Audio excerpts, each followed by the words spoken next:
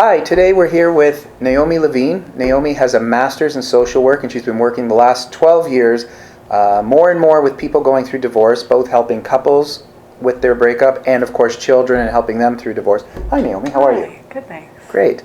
Today I want to talk about something that I hear more and more from my clients. When I'm working with them, I'll hear things like, you know, Michael, I'm going through a divorce and I'm leaving a toxic marriage, and I thought leaving the marriage would have helped me be happy again and feel, ready to live life again, and I'm still going into the same old patterns of anxiety and depression and what's wrong with me or what the heck is going on. Mm-hmm. Of course, there's nothing wrong with them, but they have to work through it. So how do you respond to that, or how do you help people work through that? Yeah, that's absolutely true. And that leaving a marriage within itself can be very traumatic. Huge. Yeah. We go into a marriage not imagining that it's going to end. We invest ourselves, our hopes, and our dreams, and when it ends, we have to sort of deal with all of that. We grieve what we've put in. We grieve the end of it, and then when you layer on top of that the marriage itself was unhealthy, whether that be abusive, toxic, in other ways, then there's also healing from that. And if you layer on that one's childhood was also difficult, then it all gets very messy, and there's a lot to deal with when the marriage is over.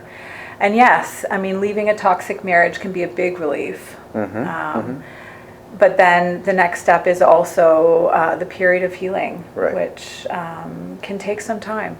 So what I'm hearing is there may or likely be two components, and one is people think that the minute you walk out the door or you send him or her walking, life is all of a sudden going to be sunshine and rainbows, and they're not allowing for the grieving process and time to work through that. That sounds like part of it.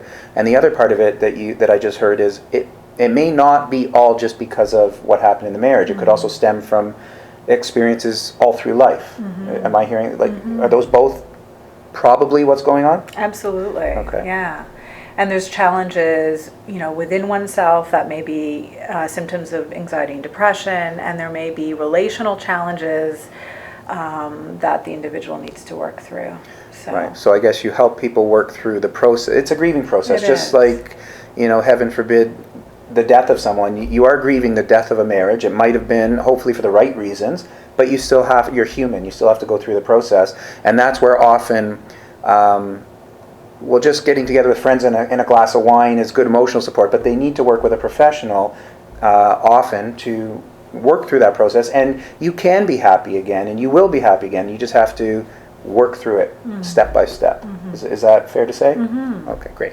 If you're dealing with symptoms of anxiety or depression, or think any of that has to do with your divorce and what you're going through, by all means send me an email, mike@thedivorceguy.ca, and I'd be happy to give you Naomi's contact information, and everything remains confidential. So send me an email and I'd be happy to put you in touch, and thanks for watching.